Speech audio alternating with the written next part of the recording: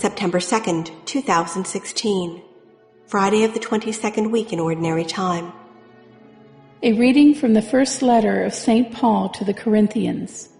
Brothers and sisters, thus should one regard us, as servants of Christ and stewards of the mysteries of God. Now it is, of course, required of stewards that they be found trustworthy. It does not concern me in the least that I be judged by you or by any human tribunal. I do not even pass judgment on myself. I am not conscious of anything against me, but I do not thereby stand acquitted. The one who judges me is the Lord. Therefore, do not make any judgment before the appointed time until the Lord comes, for he will bring to light what is hidden in darkness, and will manifest the motives of our hearts, and then everyone will receive praise from God. The word of the Lord. The responsorial psalm. The response is, "The salvation of the just comes from the Lord." Trust in the Lord and do good, that you may dwell in the land and be fed in security. Take delight in the Lord, and he will grant you your heart's requests. The salvation of the just comes from the Lord. Commit to the Lord your way. Trust in him, and he will act. He will make justice dawn for you like the light. Bright as the noonday shall be your vindication. The salvation of the just comes from the Lord. Turn from evil and do good, that you may abide forever. For the Lord loves what is right, and forsakes not his faithful ones. Criminals are destroyed, and the posterity of the wicked is cut off. The salvation of the just comes from the Lord. The salvation of the just is from the Lord. He is their refuge in time of distress. And the Lord helps them and delivers them. He delivers them from the wicked and saves them, because they take refuge in him. The salvation of the just comes from the Lord. A reading from the Holy Gospel according to Luke. The scribes and Pharisees said to Jesus, "The disciples of John the Baptist fast often and offer prayers, and the disciples of the Pharisees do the same, but yours eat and drink." Jesus answered them, "Can you make the wedding guests fast while the bridegroom is with them? But the days will come, and when the bridegroom is taken away from them, then they will fast in those days." And he also told them a parable. "No one tears a piece from an old cloak to patch a new one. Otherwise he will tear the new, and the piece from it will not match the old cloak. Likewise, no one pours new wine into old wineskins. Otherwise, the new wine will burst the skins, and it will be spilled, and the skins will be ruined. Rather, new wine must be poured into fresh wineskins.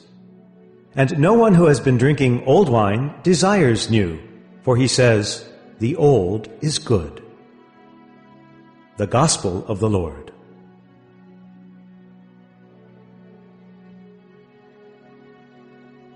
September 2nd, Friday of the 22nd week in Ordinary Time. The first reading comes from 1 Corinthians 4, 1-5. Paul defines his ministry. He's to be considered a servant, a steward of the mystery of God. He is not the one who controls that mystery. He doesn't have the power of the ministry. Rather, he simply serves it. And he trusts that God will be the one who judges how well he did this ministry. He doesn't want any humans doing that. And in fact, that's what's happening in Corinth. Some of these people who believe in the power of the Holy Spirit are judging him in a very human way. They say Paul was material, physical, whereas the revelation that we're receiving, these spiritual people, is spiritual because it comes directly from the Holy Spirit. Therefore, Paul's message was not as important as what we're receiving. Paul doesn't address that directly in this verse, but he does say that he places his trust in God because he knows that what he is proclaiming is from God himself. He has no doubt of that. Therefore, he trusts that God will acquit him in the end.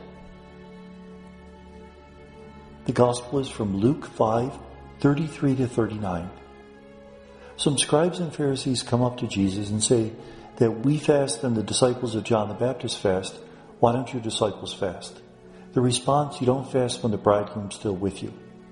Now there's a lot of reasons for fasting. We can fast to help us put food in perspective, because especially in our society, sometimes we misuse food. We can fast to teach ourselves discipline, to learn how to say no when the time is appropriate. We can fast as an act of reparation for the wrong that we've done. We can fast in solidarity with those who don't have enough to eat. In this case, it's sort of a ritual action.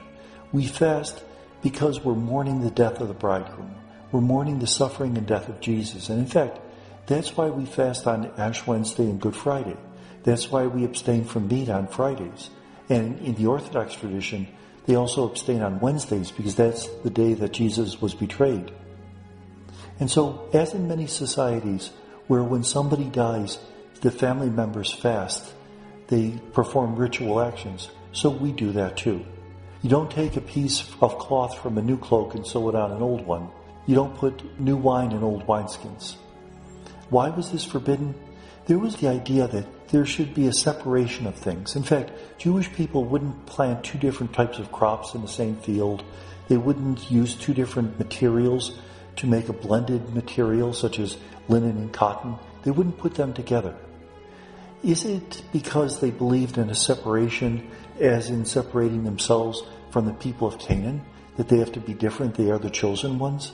Or is it something beyond that? In fact, remember when God created the world, He separated. He separated the day from the night, water from dry land. And was that an act in which He was placing order in society? And therefore, we have to make sure that we don't mix things. Now, at the end, there's an odd saying that no one who has drunk the old wine desires new. Is Luke saying that the old tradition, the Jewish tradition, which Luke often mentions in his gospel, is something good? It's not really clear what he intends at this point. Why are these particular sayings here? This passage, as it's constructed, comes from the Gospel of Mark. Remember, Mark probably being the first gospel written. And when we look at the testimony of the fathers of the church, they all agree that Mark didn't necessarily know when things happened. He put the gospel together in the best order that he could, but he wasn't sure about it. It is very possible Mark, when he organized his material, didn't know when Jesus said these sayings, and he simply put them here because it was the best place to put them. In fact, he was talking about a wedding. We wear new clothes at a wedding. We drink wine at a wedding. Maybe it was simply associating it with those particular words.